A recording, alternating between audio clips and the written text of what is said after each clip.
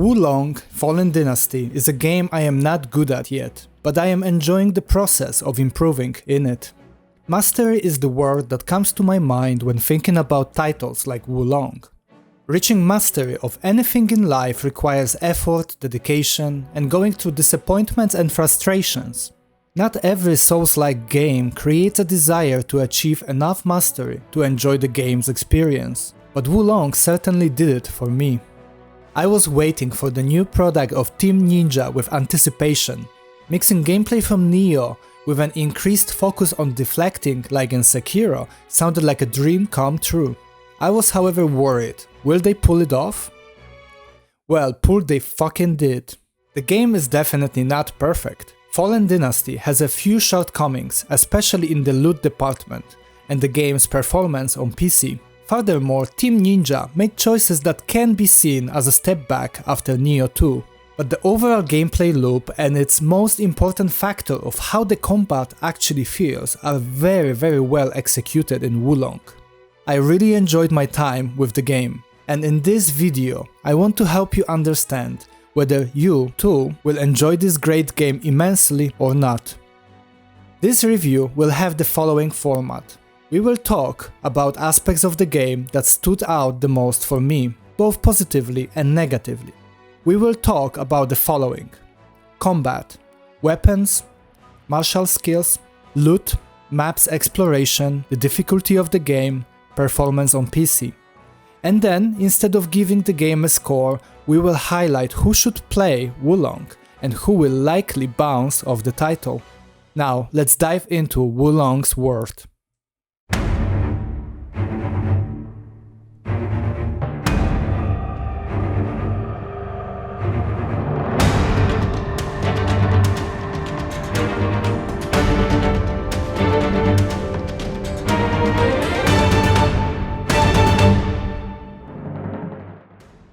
First, let's talk about the most essential part of Souls-like games, the combat.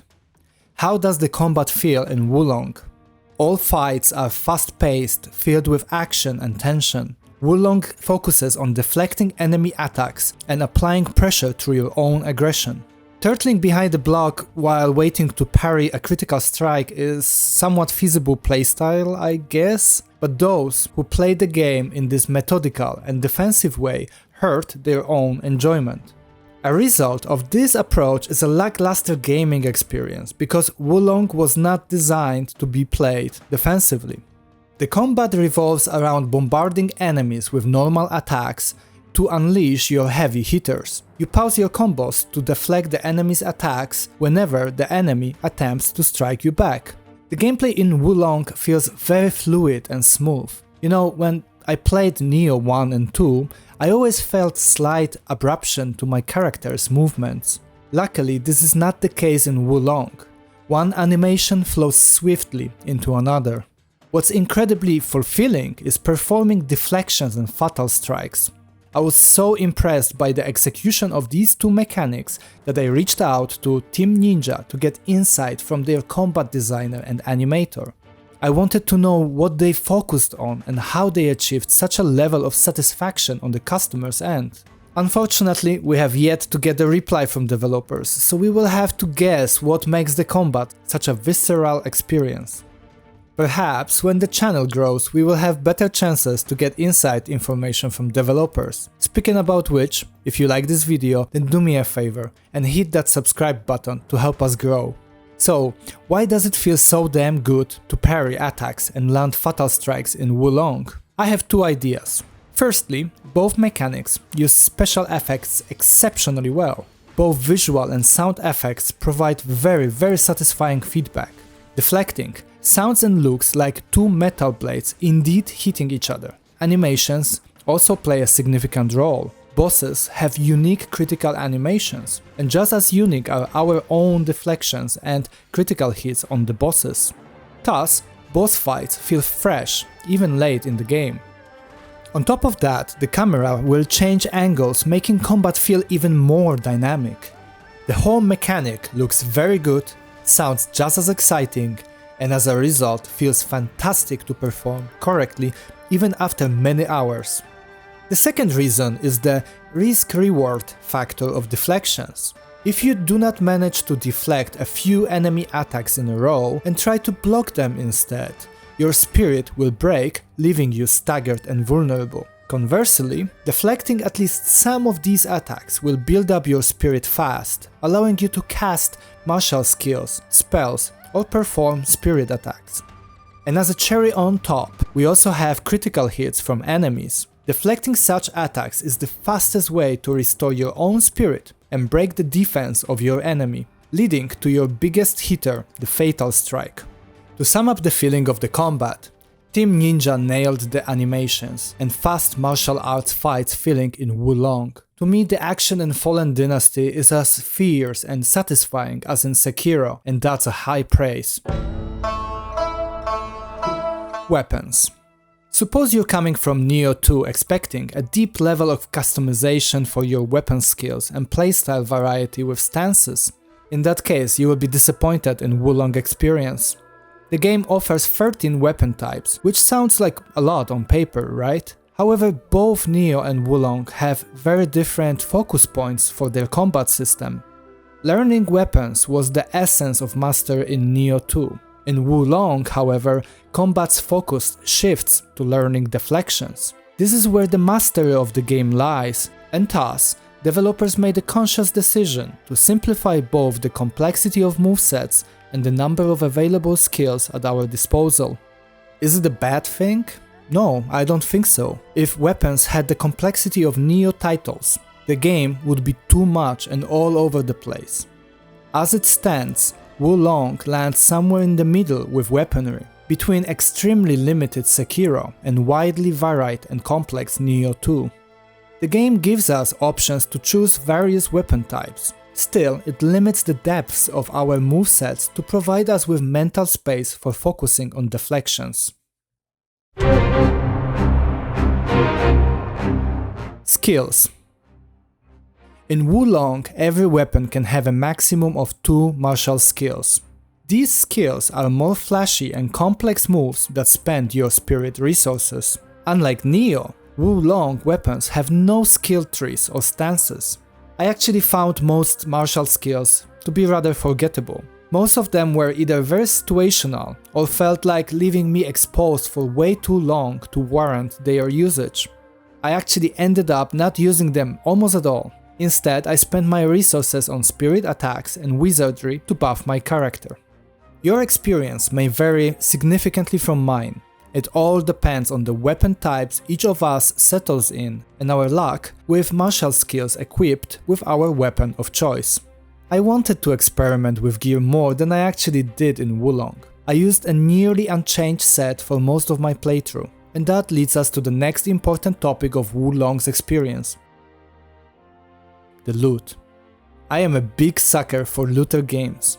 I think I played all major looter games within different genres, so naturally I enjoyed Elden Ring and Nioh games the most from Souls-like titles, since they had the most diverse and exciting loot in this genre. Since Fallen Dynasty was developed by Team Ninja, I was ready for a shower of gear, and I am disappointed with the loot in Wo Long. We get fewer gear drops in Wo Long than in Nioh. This is not a bad thing, considering the micromanagement inventory hell players were complaining about Nioh's endgame. The problem with loot in Wo Long is different and lies in 2 areas. First is the need for more gear variety. Each weapon type has only 4 or 5 weapons. For instance, in Wo Long you have 5 hammers in total, while in Nioh 2 you had 29 axes. Second is the need for more incentives to change the gear. As a bonus for buying the game before the 16th of March, everyone got 4-star set called Baihu Armor. This set is basically better than anything I found in my first playthrough. This is because the gear in Wo Long has no item level. We have rarity, which indicates the number of special effects available on the item. We also have the plus upgrades that work similarly to From Software titles.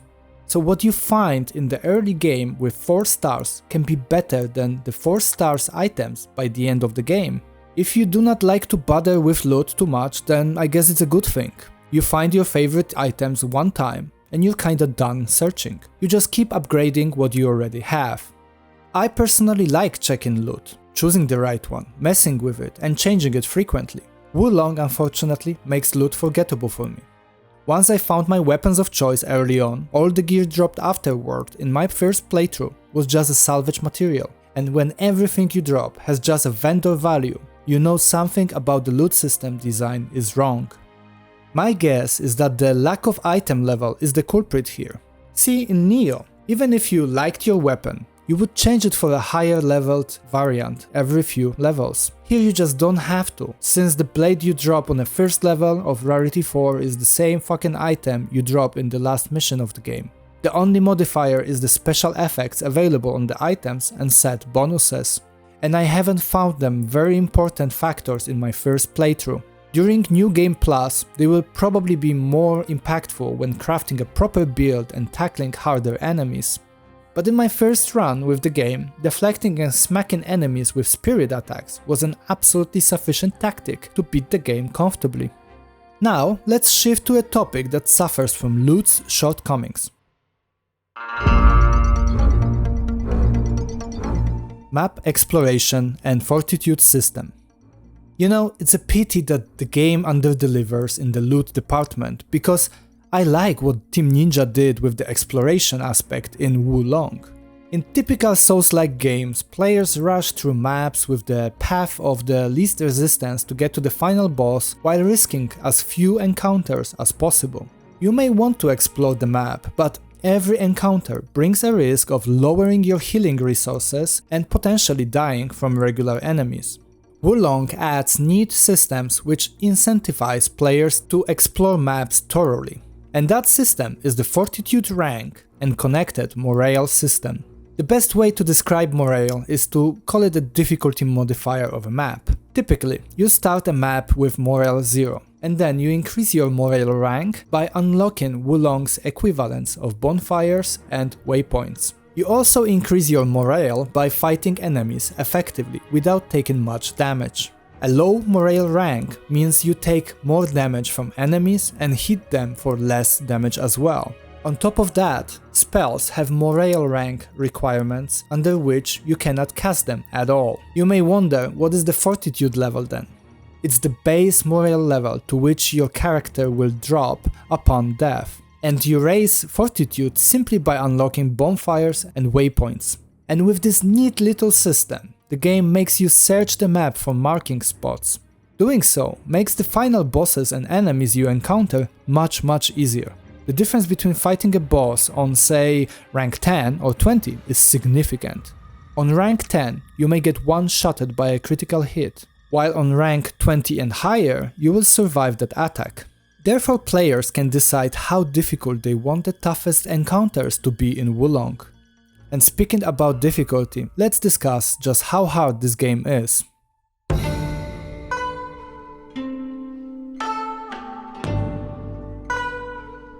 The difficulty. The game has a steep learning curve. I found it very hard initially until I got the hang of the battles.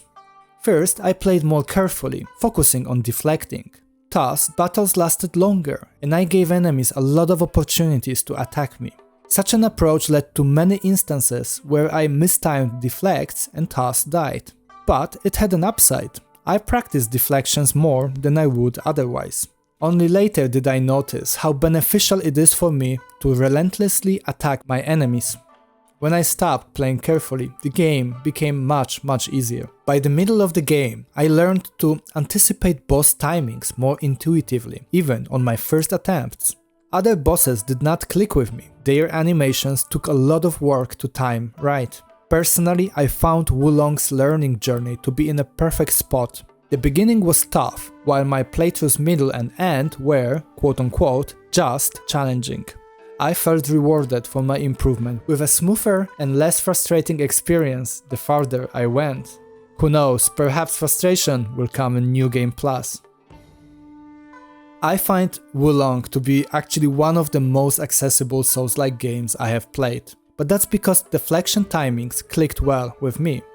My palms are still getting sweaty when fighting bosses, but I beat them relatively fast.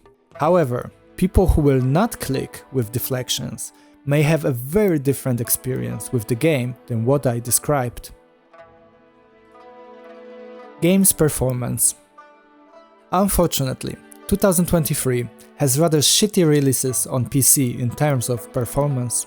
And this is especially the case for Koei Tecmo, publisher, who already had big fiasco of a release with Wild Hearts.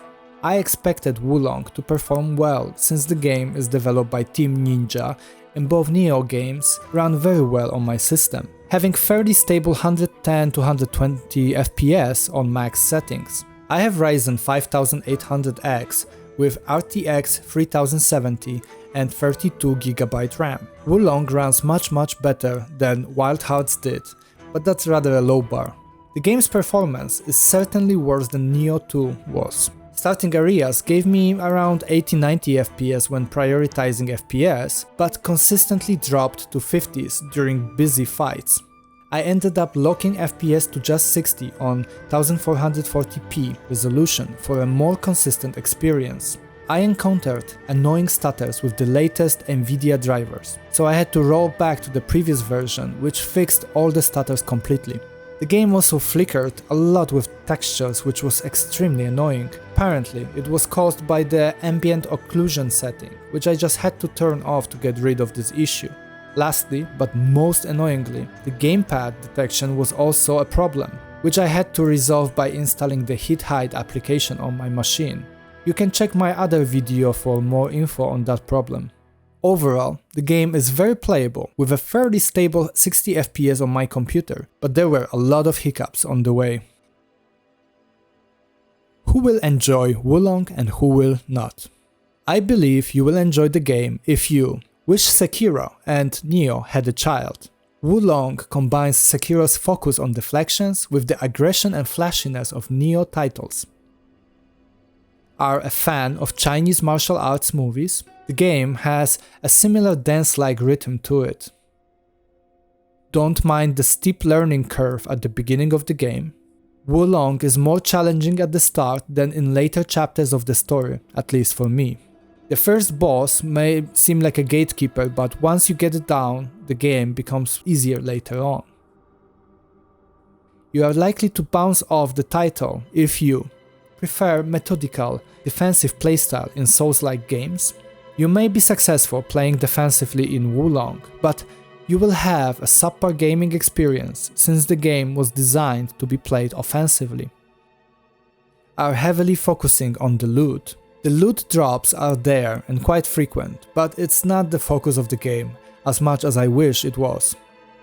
You expect weapons to have skill ceiling as high as Nioh titles. Weapons mastery is not the focal point in Wo Long, so the movesets and customization of weapon skills have been limited. Personally, I've had a great time with Wo Long. The game is what I wanted, minus the loot system. The combat gameplay especially clicked with me and gave me tons of satisfaction. I plan to stick around with New Game Plus and return to the game for the satisfaction of deflecting bosses. And I am curious what developers will add in DLCs. If you enjoyed this review, then make sure to subscribe to my channel. Also, let me know in the comments section what game would you like me to review next. I hope you will all have a great day. Until the next time.